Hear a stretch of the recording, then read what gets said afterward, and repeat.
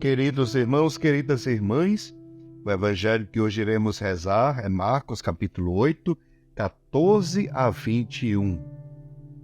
Naquele tempo, os discípulos tinham se esquecido de levar pães. Tinham consigo na barca apenas um pão. Então Jesus os advertiu: prestai atenção e tomai cuidado com o fermento dos fariseus, com o fermento de Herodes. Os discípulos diziam entre si: é porque não temos pão. Mas Jesus percebeu e perguntou-lhes: por que discutis sobre a falta de pão? Ainda não entendeis e nem compreendeis? Vós tendes o coração endurecido? Tendo os olhos, não vedes? E tendo ouvidos, não ouvis? Não vos lembrais de quando reparti 5 pães para 5.000 pessoas? Quantos cestos vós recolhestes cheios de pedaços? Eles responderam: 12. Jesus perguntou: e quando reparti 7 pães com 4.000 pessoas, quantos cestos vós recolhestes cheios de pedaços? E eles responderam: 7. Jesus disse: e ainda não compreendeis? Palavra da salvação. Glória a vós, Senhor. Queridos irmãos e irmãs, a percepção de Jesus hoje, ela vai um pouco na linha de ontem, uma certa frustração e decepção. Mas só que agora tem um elemento diferente. Jesus está meio frustrado com os seus próprios discípulos, que ainda não entenderam tudo. E Jesus hoje rememora: vocês não lembram quando eu parti 5 pães para 5.000 pessoas? Quando eu reparti 7 pães com 4.000 pessoas? Quantos cestos vós recolhestes? Havia uma discussão e uma preocupação com o pão, com a comida para o povo. Mas aqueles discípulos ainda não haviam entendido, compreendido que a dinâmica do reino passa pela fé e pelos gestos concretos. Pela bênção que Jesus dá, mas também pela partilha responsável que não deixa ninguém acumular o pouco ou o muito que tem, que possui. O verdadeiro sinal é a presença de Jesus, como eu dizia ontem. Por isso, com estreiteza no olhar e no sentir, os discípulos discutem abertamente, preocupados com o que haveriam de comer. E Jesus relembra os sinais que ele já havia dado, tanto quando multiplicou os pães e os peixes para 5.000 pessoas, quanto para 4.000 pessoas. O belo é perceber que sempre houve fartura, que sempre sobrou cestos, porque onde está Jesus, há fartura, há manifestação da plenitude, há alegria, há alimento para a vida, há amizade profunda, há partilha.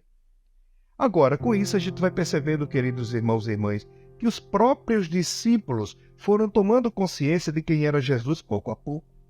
E assim eles foram se convencendo da sua própria vocação, também dentro do processo do reino de Deus.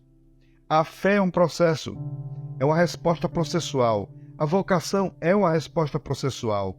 Cada dia que Jesus vai agindo, vai afetando a nossa vida no cotidiano, pois então nós vamos nos convertendo em verdadeiros discípulos, verdadeiros missionários e missionárias. Por isso, é preciso que tenhamos cuidado para não ficarmos presos no que não é essencial. Muitas vezes, nós pulamos o que é essencial e nos prendemos no secundário. Nos perdemos nos detalhes, às vezes, totalmente secundários. E não percebemos. Estamos diante de Cristo Jesus. Ele é o noivo da nossa festa, do nosso casamento. Quando Ele está conosco, não há necessidades, mas a plenitude e a fartura. Se Ele foi bom e compassivo antes, Ele continuará sendo. Queridos irmãos, queridas irmãs, Jesus, o pão que veio do céu, o novo pão que alimenta o homem e a mulher, Ele é um alimento que salva e que dá a vida eterna. Ele é um alimento para sempre, desde sempre, que salva e que dá a vida eterna. A sua presença hoje no mundo é multiplicada pelos sacramentos e pelo testemunho de cada bispo, de cada padre, de cada religioso, de cada religiosa, de cada leigo, de cada leiga. Nós nos tornamos também alimento vivo para saciar a fome do mundo. Por isso não esqueçamos, nós somos transformados naquele que agora comungamos, naquele que agora recebemos, já diz a 27ª oração do tempo comum, no pós-comunhão. Somos transformados naquele que agora recebemos, para ser alimento no mundo. Há tantas pessoas famintas, há tantas pessoas desnorteadas, há tantas pessoas sofrendo, chorando, com fome. Não só fome de pão, mas fome de amizade, fome de escuta, fome de parceria, de empatia, de fraternidade. Lembremos do tema da campanha da fraternidade que começa amanhã. Vós sois todos irmãos e irmãs. Ao redor da mesa, queridos irmãos e irmãs, todos somos um. Abençoe-vos o Deus que vos ama muito, o Pai, o Filho e o Espírito Santo. Amém. E recordo a todos vocês que amanhã começa a campanha da fraternidade, fraternidade e amizade social. Vós sois todos irmãos e irmãs. Quero lembrar que também amanhã começamos com o retiro da Quaresma, né? O retiro, quem conseguiu o seu livro, quem vai para o grupo de partilha, prepare o seu material, porque começaremos amanhã o nosso retiro com a Quaresma, com a purificação do nosso coração, da nossa vida, na Eucaristia das Cinzas. Por isso, contamos com todos vocês. Amanhã é dia de ir à missa, hoje também. Mas amanhã é dia de ir à missa, é dia de preceito, é dia de jejum, de oração, é dia de sacrifício, é dia de ofertar a Deus aquilo que temos e somos e pedir a Ele muitas graças. Sigamos firmes o caminho do Senhor.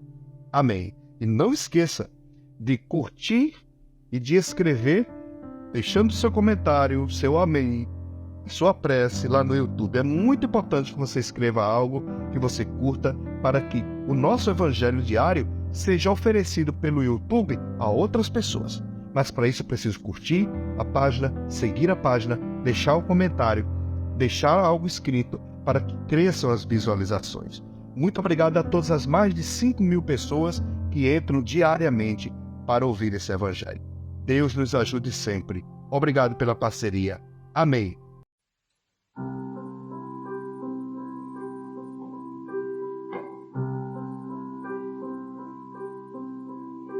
Há um Deus que flutua nas águas, há um Deus na dor de cada mágoa, há um Deus em cada olhar, há um Deus no barulho dos sinos, há um Deus no sonho dos meninos, há um Deus a lhe esperar.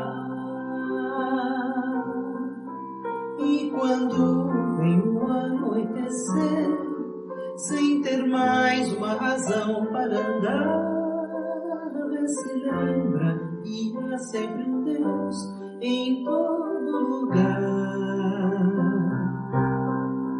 E quando vem o anoitecer, sem ter mais uma razão para andar, se lembra que há sempre um Deus em todo lugar. Há um Deus escondido nos montes, há um Deus que transborda nas fontes, há um Deus da vontade de amar. Há um Deus na agonia de um pranto, há um Deus na tristeza de um canto, há um Deus a lhe esperar. E quando vem o anoitecer, sem ter mais uma razão para andar, se lembra que há sempre um Deus em todo lugar. E quando vem o anoitecer, sem ter mais uma razão para andar, se lembra que há há sempre um Deus em todo lugar.